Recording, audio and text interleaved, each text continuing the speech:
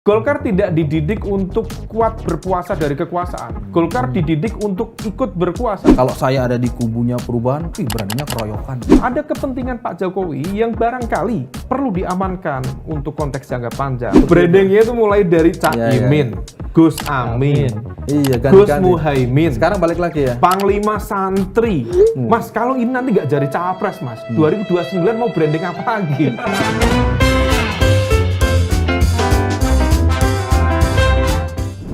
Ketemu lagi di Lanturan. Ngelantur relevannya mudah-mudahan. Insya Allah. Hari ini Amin. kita kedatangan mantan jurnalis. Mantan jurnalis kan? Siap, betul. Yang berubah hijrah menjadi Akademisi. Mas Ahmad Khairul Umam, PhD. Wah, kabar Mas? selamat sore, Mas. Sore. Sore, Alhamdulillah. Mas Imam. Apa kabar? Orang menjadi pengamat Sehat ya? politik. All good. Puasa ya? Insya Allah. Ya kalau di Lanturan puasa, ngaku puasa nggak apa-apa. Anyway, Kita nggak tahu juga. hari ini lagi-lagi bicara soal yang hampir 1 minggu terakhir, Mas. Ya, Mas Takim, 1 minggu terakhir kita disuguhkan dengan teatrikal dari elit-elit partai politik yang celakanya diliput pula oleh media. Dipertontonkan, bahkan beberapa di antaranya menjadi headline. Koalisi, ada koalisi besar, ada koalisi, semuanya intinya kira-kira mengarah ke koalisi inginnya Bapak. Jadi kira-kira ingin mengatakan orkestrasinya dipimpin oleh seorang yang namanya Joko Widodo. Asumsinya Seperti itu. Mas Umam melihatnya ini sudah boleh disimpulkan atau? Ya, masih Mas Yogi. Kalau misal ditanya apakah sudah bisa disimpulkan, jelas jawabannya tidak ada kesimpulan per hari ini. Mantap. Karena bagaimanapun juga, kapan kesimpulannya? Ya nanti kalau sudah ditetapkan oleh KPU, betul. terutama pada bulan November 2023. Tapi kalau misal kita cermati, yang dilakukan Pak Jokowi seolah-olah memang kemudian menjadi daya tarik tersendiri. Ya. Beliau bisa melakukan itu dengan agenda apapun, konteksnya apakah itu orkestrasi ataukah kemudian konteks kepentingan yang lain. Tapi yang menarik, pertanyaannya kemudian seberapa mampu yang dilakukan oleh Pak Jokowi itu betul-betul mengikat dari basis 5 kekuatan partai tadi itu plus konon kabarnya mau melakukan komunikasi secara intens dengan PDIP. Ya, kalau misal kita cermati sejauh ini hasil komunikasi dari masing-masing pihak, Mas, tentu harapannya bagus kalau misal kemudian bisa bergabung menjadi satu. Artinya apa? Ada sekitar 49,3% kekuatan kursi parlemen dan itu hampir mencapai angka psikologis mayoritas di atas 50%, hampir. Tapi kemudian kalau misal PDIP bersatu maka kemudian bisa mencapai 70-an% dan itu angka yang cukup Itu kabar baik atau apa bagi perkembangan politik Indonesia? tergantung pada pemilik agenda kepentingannya. Bagi mereka kabar baik kalau bisa solid. Tapi kemudian sejarah kita menunjukkan bahwa tadi bagus itu materi yang dikirim Mas Yogi and the team tadi itu. Itu juga dibahas. Saya kemarin kebetulan baca materinya David Eltman. Itu tentang politics of coalition formation dalam konteks multi-party presidential democracies. Itu sama bahwa ternyata memang tidak mudah membentuk koalisi dalam format multi-party dengan kekuatan presidensial yang powerful gitu. Karena realitasnya di kita presidensialisme itu rasa multi-party, konteksnya rasa parlementer. Nah akhirnya apa? Konteksnya partai-partai memiliki agenda masing-masing, memiliki agenda sendiri-sendiri. Nah kalau kita bicara praktis saja, kalau misal memungkinkan koalisi besar 5 partai kemudian bisa bertemu dengan PDIP melakukan komunikasi, mampukah kemudian 2 ego ini dipertemukan dengan masing-masing mencoba untuk memahami siapa yang dapat posisi capres, siapa yang harus mengalah untuk menjadi cawapres. Per hari ini PDIP dengan segala pride, harga diri, kehormatan, terang-terangan ya, capres nomor 1. Tapi kemudian di sisi lain mungkinkah itu kemudian Pak Prabowo yang dianggap, yang dipersepsikan akan menjadi cawapres dari koalisi besar itu menerima itu. Ada, ya saya sendiri juga menyampaikan, bisa saja Pak Prabowo menerima, ya kan posisi Menhan aja Ya, diterima, mau loh. Apalagi cawapres dengan potensi menang yang lebih besar, bisa jadi mau. Tadi Mas Umam mengatakan sedang ditimbang-timbang apakah mungkin 70% ini jadi kenyataan gitu kan, terrealisasi kan. Kalau jadi kenyataan kan, kalau saya ada di kubunya perubahan, beraninya keroyokan gitu. Tahu kan? 70 kan. Ya artinya gini, kenapa saya mengatakan beraninya keroyokan dalam konteks demokrasi ini kan bagaimanapun kalau ada sesuatu kelompok yang terlalu dominan tuh ujungnya nggak terlalu baik. Artinya kita gini, kalau toh betul sampai nanti siapapun yang menang tetap butuh keseimbangan kan. Bahasa demokrasi kan itu yang dijaga. Gimana ya? Satu sisi kami para jurnalis juga nggak bisa berharap kan. Semoga yang jadi terbagi 30-30 gitu, salah-salah. Tapi kan nggak tahu kalau sekarang mau 70%. Kalau pertanyaan ini konteks ini ya, agak ideal ini. Bagaimana impactnya pada demokrasi? Sebenarnya kurang bagus. Betul, kurang bagus. Kenapa? Itu jangankan konteks koalisi, Mas. Dalam konteks kehidupan politik berdemokrasi kita saat ini sudah menunjukkan sebenarnya tidak imbang. Nah, ketidakberimbangan itulah kemudian berimplikasi pada kualitas governance tata kelola yang menjadi nggak banyak yang tidak berjalan secara efektif gitu loh. Akhirnya kemudian saya sampaikan teman-teman, legal autocracy terjadi. Undang-undang yang seharusnya tidak goal diketok dengan segala kekuatan itu goal lolos. Banyak sekali kita bisa hitung undang-undang sekiranya tidak tirani kekuasaan ya undang-undang Cipta Kerja, amandemen undang-undang KPK, undang-undang Minerba yang dimainkan secara selundupan, kemudian pelemahan KPK yang dijalankan dengan sedemikian rupa. Rasanya ini tamu yang paling keras sepanjang adanya lanturan. Karena dipancingnya tadi begitu. Saya berhasil memprovokasi. Tapi itu dalam konteks tata kelola pemerintahan secara general. Artinya apa? Memang oposisi itu harus memiliki satu kekuatan yang juga cukup balance dengan kekuatan yang diawasi.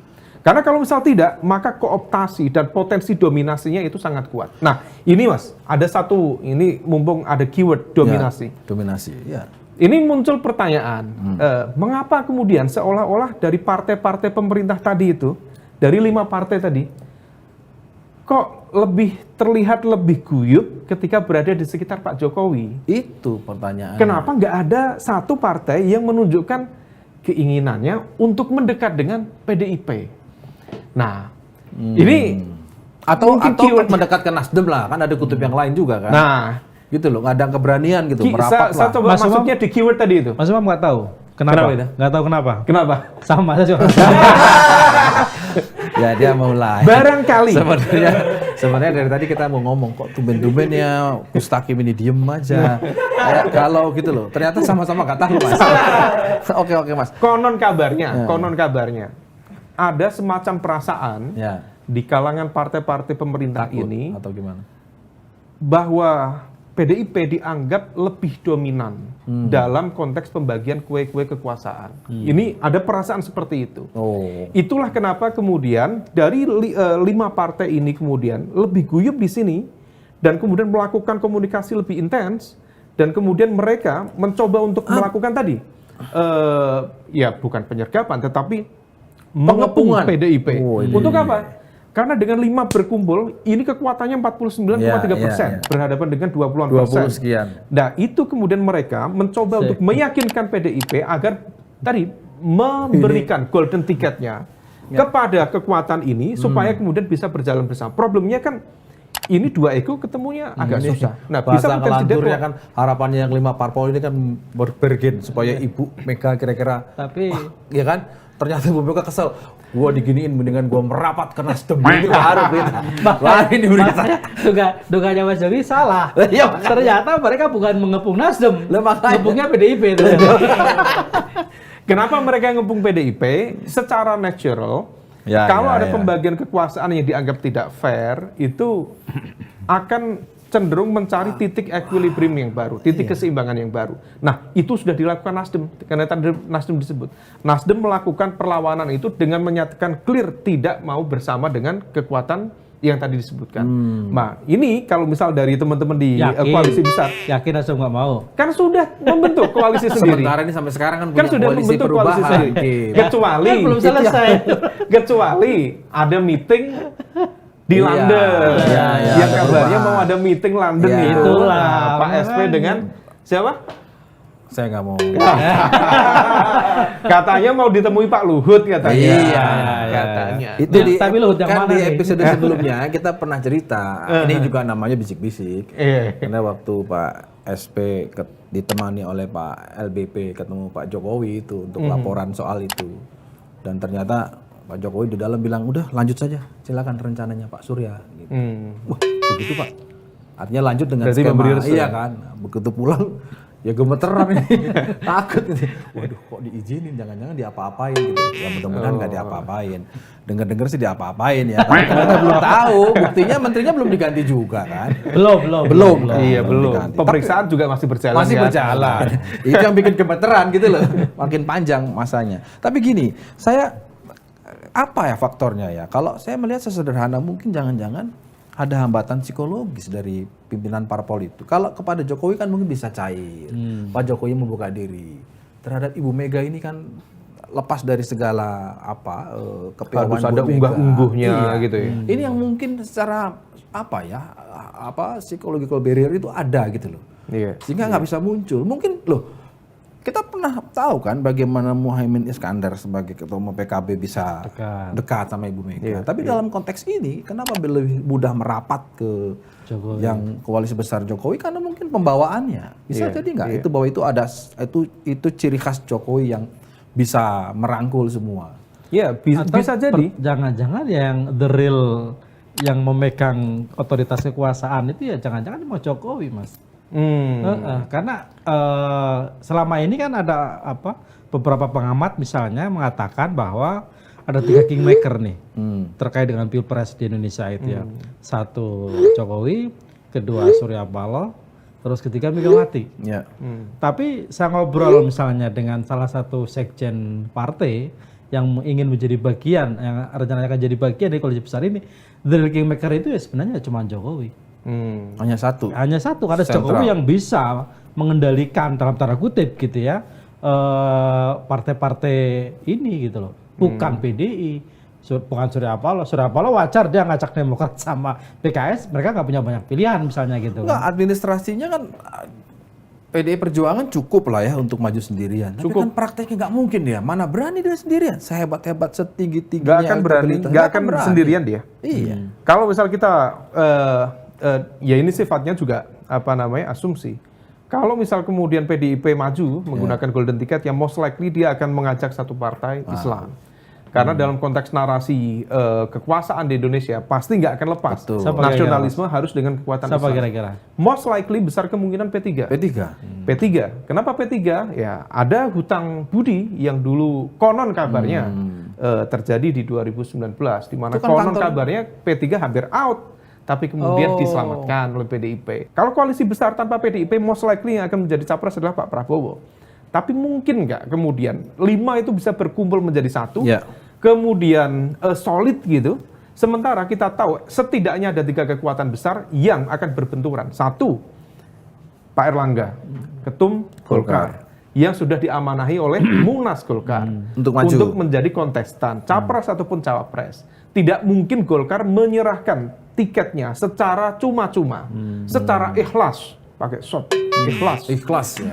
Kepada capres yang belum tentu menang kalau juga. Kalau ada kalimat ikhlas itu artinya harus ada maharnya lah. Gitu kalau maharnya apa? Kompensasi. Kalau level dari Golkar pasti mintanya cawapres. Cawapres. Okay. Di sisi yang lain kita tahu tadi PKB. Caimin ini sudah berikhtiar menjadi cawapres itu sejak 2018. Oh iya. Ini sudah berapa tahun yang lalu? Balihonya kan di mana-mana kan. Dulu itu cawapres zaman now, Mas. Sekarang udah now, masih cawapres. Brandingnya juga sudah beragam. Who is Muhaimin? Gitu Muhaimin is Iskandar. Brandingnya itu mulai dari Caimin, Gus Amin. Iya, Gus ganti-ganti. Muhaimin. Sekarang balik lagi ya. Panglima Santri. Mas, kalau ini nanti nggak jadi cawapres, Mas. 2029 mau branding apa lagi? Nah, inilah yang kemudian Mas artinya Umam apa? ini ada masalah apa sama? Enggak ada kan? Saya ingin menunjukkan bahwa apa sebenarnya. Saya Caimin. Saya ikut-ikutan oleh yang ini, saya ikut-ikutan. Saya ingin menyampaikan bahwa Caimin dan teman-teman PKB itu punya apa bahasanya Kiai Mustaqim punya giroh yang sangat Iya. besar, punya semangat yang Caimin sangat dan besar. kawan-kawan tolong dengarkan ini. Untuk apa? Niat baik dari seorang Nahdiyin. Wah. Ya, saya sebut Nahdiyin Karena biar jangan kalau ada sampai apa-apa ada bentengnya.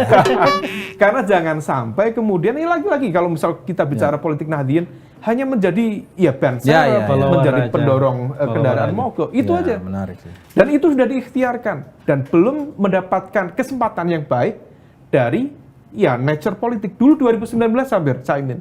Tapi kemudian diveto oleh satu nama yang salah satunya tadi kita sebutkan. Akhirnya nggak jadi. Nah, sekarang momentum yang baik. Momentumnya apa? Lepas. Momentumnya baik. Iya. Dengan apa? Membentuk koalisi Gerindra dan PKB. Itu adalah cara yang paling make sense. Nah, kalau misal sekarang dua itu ditarik lagi ke dalam koalisi besar, Di merger lagi. di merger besar, Dikacau sama Jokowi. maka kemudian Kita. makanya saya pribadi kemarin saya sampaikan ke Mas Mustaqim, pertemuan kemarin di PAN itu 5 partai berkumpul, yang paling terusik zona nyamannya PKB. salah satunya adalah PKB. Iya betul. Karena peluang untuk jadi cawapresnya itu semakin Ya kecil. otomatis Semakin masa kecil. gabung pengen dua-duanya itu kan nggak Lah, mungkin. iya. Kan? Nah, kalau misal kemudian koalisi besar mencapreskan Pak Prabowo, Caimin kemudian tidak mendapatkan kesempatan menjadi cawapres, saya kok berkeyakinan Caimin akan melakukan evaluasi besar terhadap keberpihakannya dalam konteks koalisi besar. Kemana? Ikut ke katakanlah, ikut ke kutubnya Teguh Umar atau ke kutubnya Surya Paloh?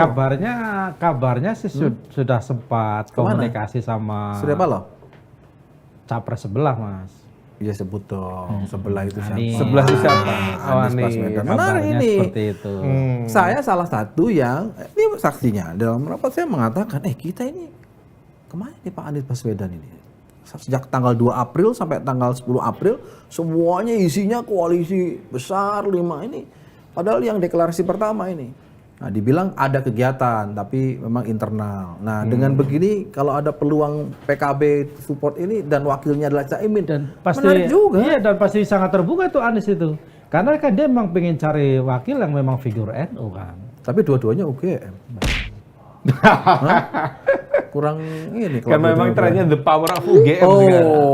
Power of Dari UGM. UGM ke UGM ini bahaya ini. Iya. UGM lagi berarti. Enggak, tapi itu serius yang bahwa Muhaimin udah buka komunikasi Ya, sama Pak saya Surya dapat Paloh. informasi udah ada komunikasi bahwa Caimin udah menawarkan diri dalam tanda kutip gitu ya untuk jadi cawapresnya. Masuk akal ya karena terancam dia ya di koalisi besar Mas ya. Ya, begitulah faktanya. Dan mungkin kekuatan lain yang juga berpotensi mengancam soliditas koalisi besar ya PAN sendiri. PAN memang nggak akan mengajukan Pak Zulkifli Hasan, tetapi PAN punya penumpang baru, namanya Erick Thohir. Oh, yang tadi dibilang pembelinya tadi. Pembeli, saya nggak tahu Erick apakah Thohir ini katanya skemanya transaksional Punya Inter ataukah Milan, sekarang punya PAN. Jauh banget ya. Dari Inter Milan, minimal dari banyak. Jomplang. PAN tiba-tiba menjadi penyelenggara Harlah 1 abad NU. Oh iya. Oh, ini semua artinya apa ya? Tapi- nggak mudah, Mas. Tapi apa yang dikerjakan Pak Erick Thohir kalau betul memang dia mengarah ke sana, nggak mungkin kan tanpa sepengetahuan dari seorang Jokowi? Iya tahu. Iya, tahu. Ya kan? Nggak mungkin. Jokowi tahu. Tahu. Apa kesimpulannya? Bukan kesimpulan. Apa bacaan kita kalau melihat begini? Memang semuanya ruang-ruang itu diisi oleh. Bisa saja kemudian tadi yang disampaikan Kiai Mustaqim tadi bahwa Pak Jokowi sebenarnya mencari titik aman. Karena sebenarnya kalau misal dia menjadi grantee utama dari koalisi besar, harusnya itu memicu kemarahan dari internal PDIP. Ya. Karena dia itu petugas partai PDIP. Persoalannya kenapa kemudian dia tidak mengurusi partainya dan lebih sibuk kemudian mengurusi partai-partai yang lain. Barangkali. Jangan-jangan kenapa karena partainya nggak ini mau soal diurusi? ego. Kalau dia PD Perjuangan kan cuma petugas. Ya, itulah. Tapi kalau dia konduktor. koalisi besar jadi konduktor. Konduktor, tapi itulah kemudian yang kemudian memicu tadi itu. Karena Bu Mega itu, Mas, pernah kita masih ingat itu di acara Rakernas PDIP menyampaikan bahwa Pak Jokowi itu jangan sampai lupa dari mana asalnya. Oh iya. Jangan seperti kacang lupa kulitnya. Padahal Pak Jokowi nggak Kacang- doyan kacang. Nah, saya singkong sama tempe kan. Iya, lodeh, Mas. Salah juga Bu Lodeh. Mega itu kalau Nah itu yang kemudian berpotensi memicu soliditas itu. Jadi kita patut bertanya 5 partai itu solid atau sulit itu ya? Nggak tahu itu. Sepertinya agak sulit kalau istilahnya kan mungkin sepaham sekarang, tapi sepakatnya belum tentu karena soal pembagian siapa capres. Kalau melihat dari kalkulasi kepentingan, kemudian dinamika ego politik dari para elit, rasanya agak susah menyatukan 5 kekuatan itu menjadi satu entitas tunggal koalisi di Pilpres 2029. Ada lagi yang mengatakan memang ini Jokowi itu mengumpulkan dulu kutub besarnya, sebut saja holdingnya lah. Nanti akan dipecah menjadi 2 perusahaan. Jadi begitu kira-kira dengan komposisi 1 di kutub 1 ini. Karena kan kalau memang benar 40 dibagi 2 kan cukup kan. Tapi kalau niatnya itu ngapain di holdingisasi, Mas? Kan udah ada KIP sebelumnya dan udah ada koalisi Kebangkitan Indonesia Raya. Penggagalan rencana capres dan pencawapresan Caimin di 2019 adalah upaya untuk menghindari terpecahnya kekuatan dari lingkaran istana waktu itu. Artinya apa? Kalau misal bisa head to head, itu akan jauh lebih mudah bagi kekuatan di lingkaran istana untuk memenangkan pertarungan. Kalau misal kemudian sekarang, 2 calon saja. Kalau kemudian kita berasumsi ada dibuat holding, kemudian dipecah lagi, itu menjadi agak kurang linear dengan konteks pertarungan yang sebelumnya. Pertanyaannya tanpa mengurangi rasa hormat saya kepada Caimin, sesignifikan itukah peranan Caimin? Artinya kalau dia ada di kanan di kiri bisa berdampak sekarang ya? Atau karena kan gini, semua partai politik termasuk capres dia mau bukan Caiminnya, dia mau PKB karena basis NU-nya. Nah, pertanyaannya sekarang serelevan apa ini seorang Muhaimin Iskandar? Karena saya dapat informasi gitu juga, Mas Umam. Dan kabar ini dari istana ya, bahwa sumber istana. Ya elit Gerindra itu atau Prabowo itu kabarnya nih ya, perlu diverifikasi. Soalnya orang istana. Kabarnya ya Gerindra itu mau sama PKB karena mau sama PKB-nya dan punya, bukan Caiminnya. Itulah kenapa tidak kunjung deklarasi gitu kan di koalisi KKIR ini. Dan itu sempat saya konfirmasi loh Mas ke salah satu elit Gerindra. Bener nih Gerindra cuma maunya sama PKB dan lain-lain. Enggak, kita mau sama NU-nya kok, memang dia bilang gitu. Dia bilang seperti itu kan, meskipun walaupun aku bilang NU kan sekarang nggak dukung PKB, itu kan di pusat, di bawah kan tetap aja mereka PKB, dia bilang gitu. Jadi memang seolah-olah itu mengonfirmasi gitu loh, bahwa sebenarnya Pak Prabowo juga mungkin nggak so-so amat dengan Caimin misalnya. Seperti itu. Beda kalau analisa dari istana. Istana emang beda lain. Istana, satu istana, yang kedua istana buah. Kalau ditanya siapa sumbernya, paling jawab istana. Siapa namanya? Katanya. Istana Merdeka. Ya, menarik mana? Tapi itu make sense dan itu logik. Berkali-kali kita diskusikan kenapa kemudian tidak pernah selebrasi koalisi di Kebangkitan Indonesia Raya kemudian berujung pada pendeklarasian Prabowo Caimin, karena negosiasi endingnya itu nggak ketemu. Prabowo sendiri merasa tidak secure dengan posisi Caimin menjadi cawapres, menjadi wapresnya yang dianggap bisa memenangkannya. Problemnya Prabowo sendiri paham bahwa kekalahan dia 2 kali di 2014, 2019. Salah satunya adalah kelemahan pada ceruk kekuatan massa di Jawa Timur. Karena betul, menang di Jawa Barat atau di DKI Jakarta yang sifatnya seringkali 50-50 terbelah, itu tidak menjamin kemenangan dalam konteks Pilpres ketika tidak mau atau tidak mampu memenangkan basis kekuatan Jawa Tengah, Jawa Timur. Nah, Jawa Tengah sendiri seringkali itu dominasinya juga cukup signifikan. Dan itu sama dengan dominasi di Jawa Barat. Maka ini hampir sama. Nah, yang membedakan adalah pertarungan Jawa Timur itu. Penentu ya? Penentu di situ. Kenapa penentu? Ya, memang di situ basisnya juga istilahnya Jombang itu hijau dan abang itu relatif sama. Jadi kelompok abangan dan kelompok santri religius itu dari segi demografinya itu mengalami sebaran yang tidak jauh berbeda. Kelompok Mataraman basis merah, kelompok yang di wilayah Tapal Kuda itu basis santri. Santri dalam konteks kalau NU itu Islam garis lurus itu. Nah, berbeda dengan kalau beliau kan Islam garis lucu. Ini kalau garis lucu. Islam garis-garis. Suka pakai baju garis-garis. Nah, apa namanya? Itu yang kemudian membuat Gerindra sendiri melakukan evaluasi secara serius. Butuh basis kekuatan Islam, tapi Islam moderat, dan dia sudah dibuat kalah oleh pertarungan 2 kali pilpres karena dia menggunakan kekuatan Islam, tapi bukan Islam moderat, Islam konservatif kanan. Dan dari aspek pertarungan isunya, narasi kebangsaan, bicara tentang moderatisme itu udah kalah, tapi udah telak gitu. Menurut Prabowo, Cak Imin tidak merepresentasikan itu. Kenapa dia tidak buru-buru mau mendeklarasikan? Oh, kata Cak Imin kalau nonton, kata siapa? Saya tanya, sama pengamat. Cak Imin merepresentasikan itu dari aspek narasi, gagasan, ide. Aku pura-pura nggak denger. Islam moderat. Cak Imin sangat merepresentasikan itu. Hanya ya, bagi kacamata teman-teman di Gerindra, Cak Imin tidak memiliki basis pemilih loyal yang cukup solid. Nah, kemudian apa namanya? Kalau misal kita cermati ya, Cak Imin itu basis kekuatannya itu di wilayah Arek dan ya sebagian Mataraman. Tapi kalau misal kita cek daerah Tapal Kuda itu tidak begitu kuat. Yang sudah teruji ya Hovifah berarti ya. Kalau sudah terbukti menang. Nah, itulah kenapa kemudian Gerindra berkali-kali mendekati Hovifah. Problemnya adalah Hovifah memang punya kekuatan di Jawa Timur, tetapi dia tidak punya kekuatan mesin politik yang bisa memberikan endorsement kepada dia.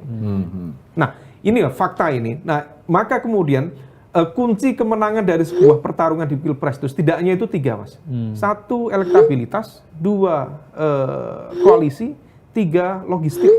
Elektabilitas, ya kuat. Misal Bu Hovifah kuat dari aspek elektabilitas di Jawa Timur.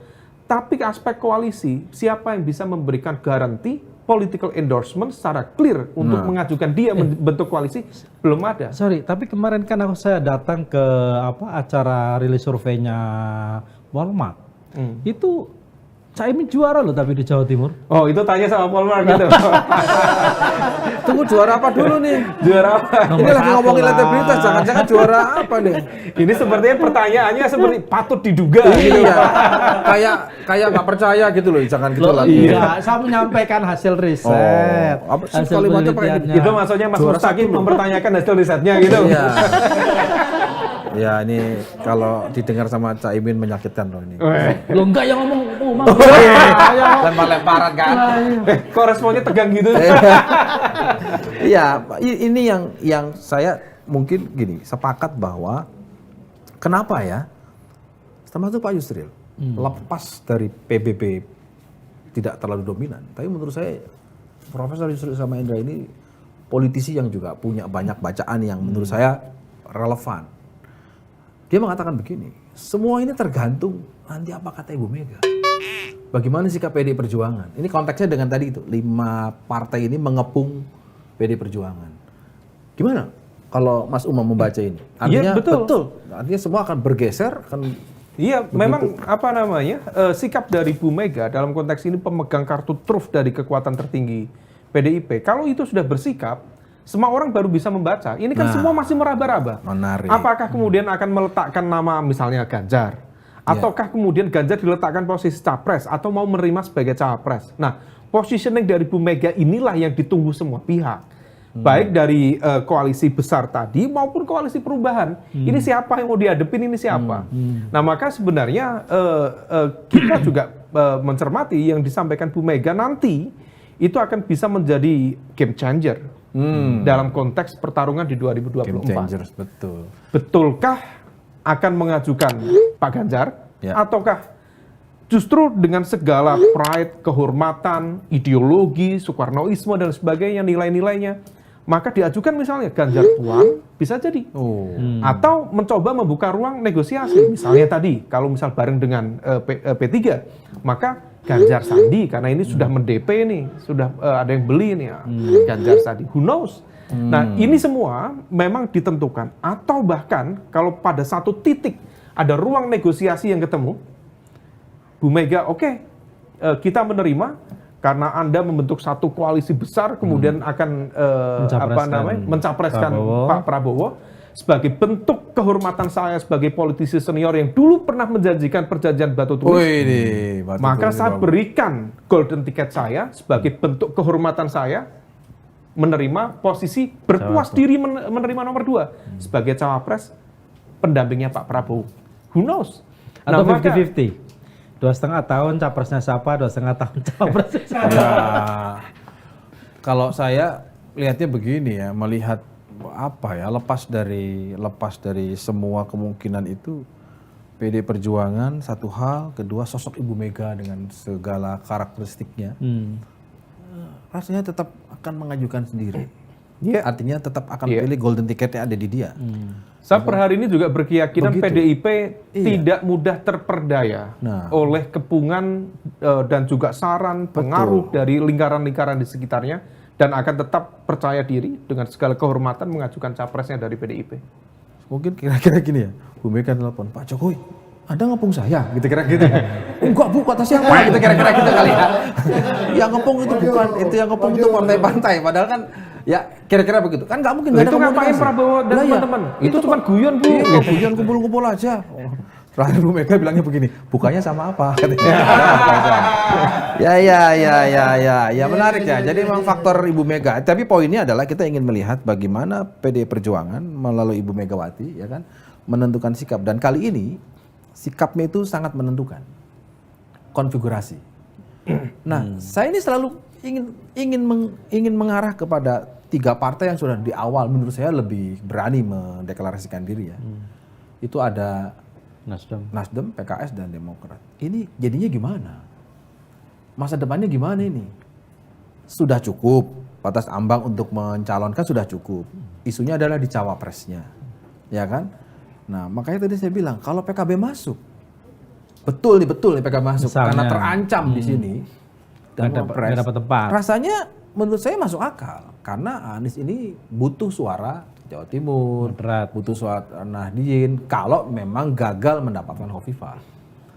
Gimana nih yang tiga ini? Satu jadi tetap akan deklarasi, artinya akan head to head dengan koalisi besar, atau ada 3 kelompok. Karena yang tadi saya bilang holding tadi dipecah menjadi 2. Kita fokus ke Mas Anies Baswedan, Mas, supaya ada suara-suara Anies Baswedannya gitu loh. Berarti ngomonginnya Muhaimin lah, Ganjar lah gitu. Aniesnya di mana? Ini penting juga. Iya, Anies sendiri sepertinya akan fokus dalam konteks narasi perubahan. Meskipun per hari ini dia belum banyak bersuara tentang konteks perubahan yang substantif itu hanya seperti apa. Baru di nama kan dia. Nama, kemudian kemarin juga menulis kan di media terhebat se-Indonesia itu kan. Itu juga narasinya narasi besar, tapi konteks detailnya yang bisa dicerna oleh masyarakatnya itu dia perlu menjelaskan itu lebih detail. Nah, terkait dengan konteks cawapres, karena ini 3 mesin kan sudah menyatu ya menjadi satu koalisi, tanda tangan piagam juga sudah dilakukan. Artinya apa? Traktat sudah ada. Artinya ya ini mesin sudah terbentuk. Kalaupun ada yang datang belakangan, ya dia sifatnya sebagai pendatang. Nah, maka kemudian harus memenuhi persetujuan dari 3 kekuatan itu. Nah, adapun kemudian Caimin, tentu Caimin kabar-kabarnya bukan hanya Caimin yang datang. Ada juga satu partai lagi yang datang juga. Partai besar juga. Menawarkan diri pula. Datang. Dan juga agak cukup besar di partai yang besar tadi itu. Oh gitu. Kabarnya. Ya kalau datang cuma datang sehai aja tadi nggak apa-apa kan. Karena ikut buka bersama juga Mas masalahnya. Oh ikut juga. Buka bersama. Dan konon itu partai tahu tuh. Yang waktu sholat tuh sopnya paling kanan. Oh Golkar. Golkar datang kan? Loh, kok sebut nama Mas bukan Golkar. Kan kita pernah bahas. Kita pernah bahas di antara konfigurasi ini yang namanya Partai Golkar itu paling fleksibel kemana-mana ada. Gitu kan oleh Gus Takim dibilang bahwa ya memang oportunis. Saya bilang bukan oportunis. Golkar ini selalu melihat peluang kan. Iya. Gitu. Ya memang Golkar dididik untuk begitu. Oke. The ruling party. Golkar tidak dididik untuk kuat berpuasa dari kekuasaan. Golkar dididik untuk ikut berkuasa. Siapapun yang menang dia akan berpihak di situ. Maka dalam semua konfigurasi kekuatan politik selalu ada Golkar. Kenapa? Dia pasti tebar sel-sel benih-benihnya. Setiap dia kemudian melakukan pertarungan, kalau dia menang oke, kalau dia kalah dia cukup buka exit pintu belakang. Udah dia nyebrang ke nature-nya begitu. Artinya apa? Artinya ya kita kembali ke soliditas dari koalisi besar tadi itu. Sebenarnya kalau misal kemudian dilihat di situ, inilah yang membedakan antara PDIP dengan partai-partai di 5 koalisi besar tadi itu. Kalau PDIP itu, dia terbukti kuat 10 tahun di pemerintahan. Bahkan mungkin kalau misal nanti sampai 2024, 13 tahun, dulu Bu Mega 3 tahun. Oh iya. Dia juga pernah 10 tahun konsisten menjadi oposisi.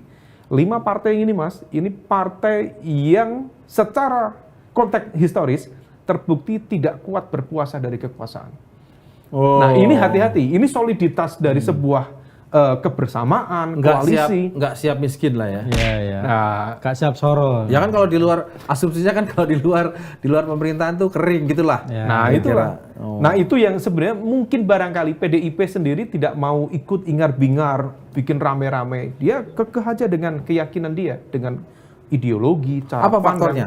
Faktornya karena PDI Perjuangan itu karakternya adalah memang dominasi ketua umum sangat besar, luar biasa gitu dibandingkan dengan partai lain. Ada faktor patronase itu. Ya.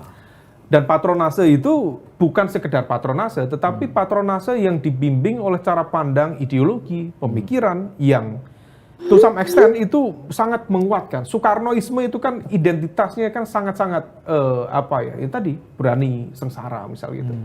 Meskipun wani di sisi getih. yang lain, wani nitih, menitiskan darah gitu. Meskipun di sisi lain patronase itu juga diperkuat. Ada satu cara pandang yang mungkin juga kurang pas, misalnya cara pandang politik dendam. Jadi ya itu yang mungkin barangkali sisi lain yang tetap harus kita luruskan. Makanya itu nggak baik dalam konteks demokrasi.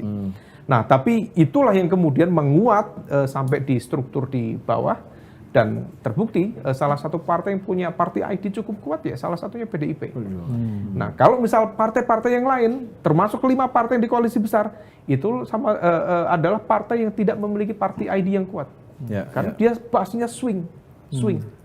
Jadi cuma berhitung aja, hitung-hitungan aja gitu ya. Hitung-hitungan aja. Saya keluar berapa, dapat berapa gitu. Ya per hari ini juga nggak pernah ada satu narasi gagasan apa sih substansi dari koalisi sendiri itu apa yang mau keberlanjutan itu bentuk keberlanjutannya pada aspek apa aja.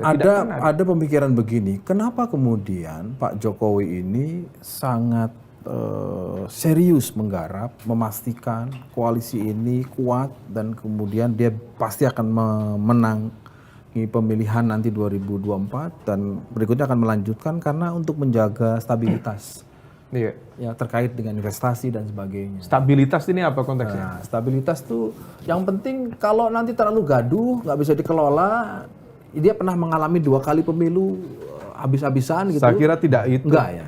Faktanya kalau misal sekarang dianggap gaduh, kemarin Corruption Perception Index kita drop dari 40, 38 sampai 34. Dan itu adalah penurunan tertajam dalam sejarah Indonesia pasca reformasi. Basisnya politik kita stabil, oposisi tidak berdaya. Pemerintah sangat powerful, undang-undang yang dianggap tidak make sense bisa diketuk begitu saja. Nah, tapi kemudian drop semuanya aman. Drop ini bukan angka indeks saja. Siapa responden dari CPI adalah para pelaku usaha, Mas. Kalau misal bicara investasi ini, maka kita harus hati-hati dengan narasi yang dikembangkan oleh, saya pikir itu tidak kredibel. Termasuk dulu amandemen Undang-Undang KPK. Apa narasinya? KPK hanya menciptakan instabilitas, KPK menciptakan chaos, KPK tidak mendukung hadirnya investasi. Ini tidak sesuai dengan nilai-nilai developmentalism. Itu adalah cara pandang neoliberal yang dulu tahun 1960-an, 1970-an disampaikan oleh Huntington CS tentang konsep neo-institutionalism itu. Dan itu tidak terkonfirmasi di Indonesia saat ini. Jadi ini jadi kalau misal kembali ke pertanyaan Mas Yogi tadi, kenapa begitu? Saya menduga Pak Jokowi ada semacam konflik of interest di balik ikhtiarnya yang begitu serius memastikan koalisi ini berjalan sesuai dengan agenda konflik of interest-nya apa? Intinya ini ada kepentingan menjaga kalau detailnya tentu kita meraba-raba, tapi dalam skala makro kacamata besarnya ada kepentingan Pak Jokowi yang barangkali perlu diamankan untuk konteks jangka panjang. Oh, IKN gitu maksudnya. Mungkin bisa kebijakan, bisa juga hal-hal yang terkait dengan konteks personal. Bagaimanapun juga putra beliau ada yang di pemerintahan. Ada juga yang kabarnya mau maju juga. Ada yang kabarnya mau maju dan lain sebagainya. Dan juga informasi-informasi yang barangkali belum terbuka per hari ini, yang kemudian nanti bisa terbuka di kesempatan yang akan datang. Baik. Nah ini karena tradisi kekuasaan kita itu kan mikul dhuwur mendem jero, tapi dalam arti yang kurang tepat. Begitu dia naik, udah setengah dewa itu, setengah Tuhan, disembah-sembah, dipuja-puji. Begitu dia turun seolah-olah diinjak-injak, sebegitu rupa. Sepertinya dia belajar dari itu. Nah dia tidak. Sebelum kita lebih jauh menguliti Pak Jokowi dan ada apa dia bilang? Ini suruh closing gitu loh sama produser. Lagi asik-asik yang ngomong. Aku belum ngomong apa-apa udah di closing ini kayaknya ada orang istana di belakangnya nih. Giliran mau ngomongin baru mendalam ada apa di belakang rencana Jokowi langsung closing. Nggak kasih kode-kode. Ini kayaknya kita salah. Ini kode yang menyelamatkan saya. Iya makanya ini kayaknya kita salah ngundang narasumber ini. Iya, sang nganggur jadinya ini. Oke Mas Umam, kita tradisinya lanturan itu selalu tidak pernah menyimpulkan. Siap. Supaya apa? Supaya menimbulkan penasaran dan kita akan ngobrol lagi kapan-kapan. Siap. Jadi jangan kapok lalu diundang, khususnya bicara yang terakhir tadi Mas. Ada apa? Kita undang lagi nggak apa-apa, nggak apa-apa saya malah nggak. Sampai ketemu di lanturan minggu berikutnya. Sampai jumpa.